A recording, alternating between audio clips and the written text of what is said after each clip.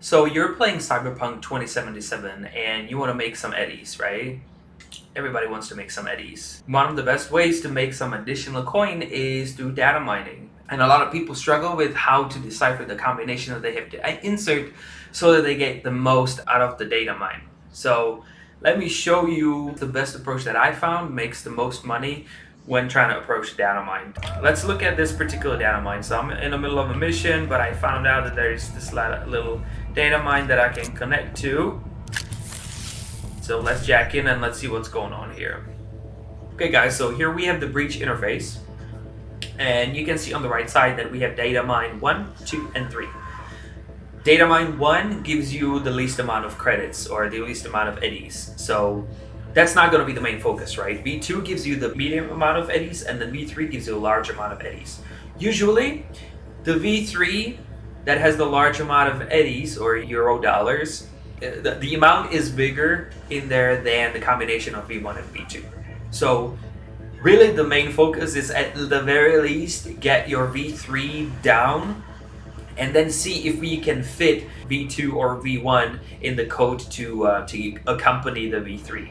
Now a few kind of basic things just to understand how this interface works. So when you look at the code matrix section here, whenever you click a field in here, it always changes the direction, right? So if I select 1C, suddenly I'm gonna be picking next from the column that I selected the 1C from. A little bit like a Sudoku kind of thing, right? So if I select 1C, then I will be able to select from the first column.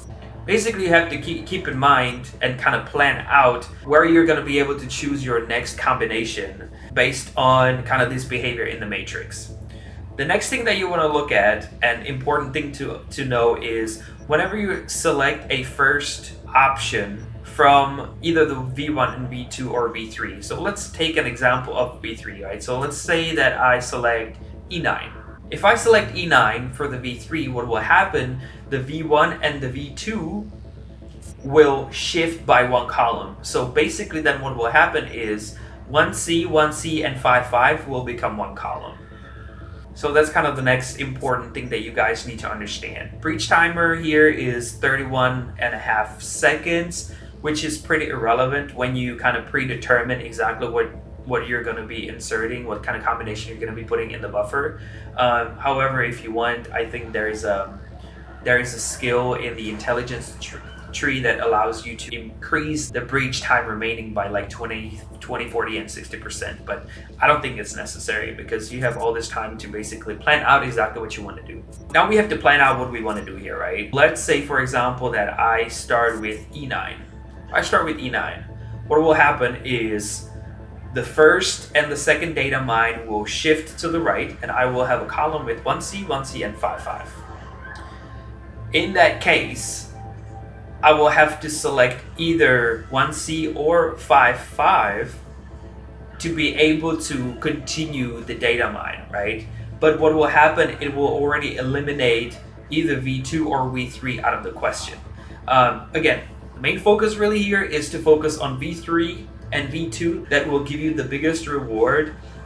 I have never experienced a combination that would allow me to do V3, V2, and V1 all in one breach.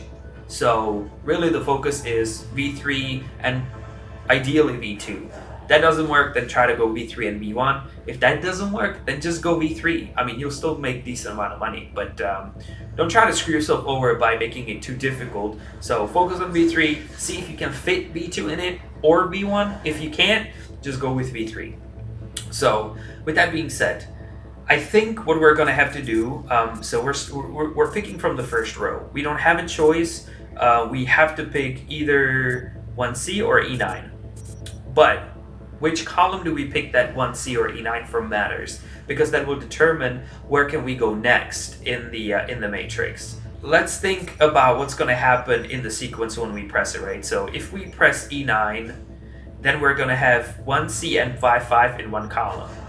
And we're gonna have to pick between one of them, and we will kind of put ourselves in a corner and eliminate either V2 or V3 from the selection, because we only have 4 codes that we can put in, and at that point we would have to basically need additional 4 steps to get to selecting all of them.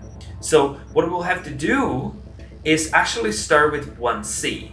When we start with 1C, what will happen is the V3 will shift by 1 column, and we will have E9, E9, and E9. Actually, we're going to have 3 E9s in 1 column.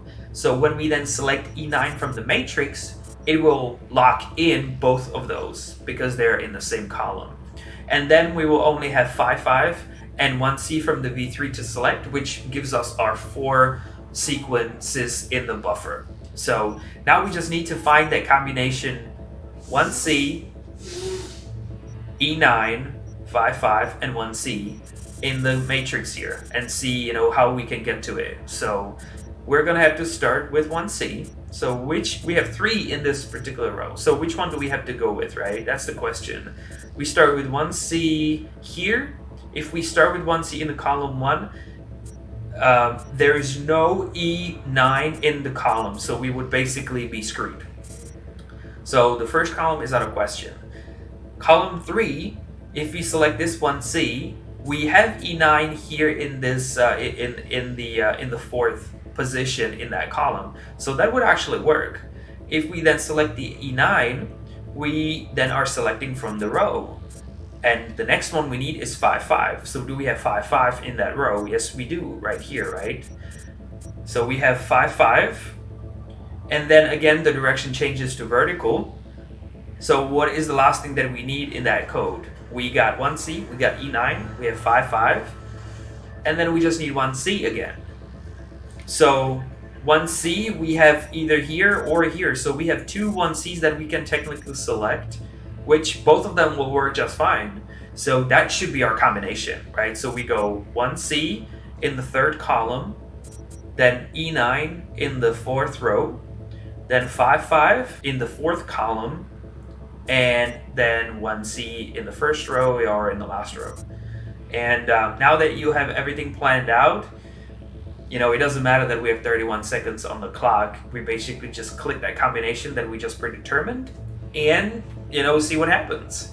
So let's get into it. So we do 1C, E9, 5, 5, 1C.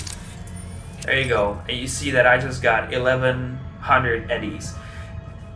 Somehow I didn't focus on the V1, but it actually worked out. It unlocked V1 as well. So this is the first time that I managed to unlock all 3 data mines with 1 breach. So you can definitely see that it's possible. You just have to spend some time and plan out exactly what you want to do. But thanks for watching. This was a quick tutorial on how to get some additional eddies in this game. 1,000 eddies this early in the game is not insignificant. So you can just roam around, find these data mines all over the buildings and the rooftops and so on. They're usually next to some satellites and stuff, and you can make quite a lot of money if you use the steps that I just described. So with that, I'll thank you for the video. If you found the video helpful, hit that like button, subscribe for more content. Check out my Twitch channel at dp_DanielPlays for some more Cyberpunk gameplay, and I'll thank you for watching, and I'll see you in the next one.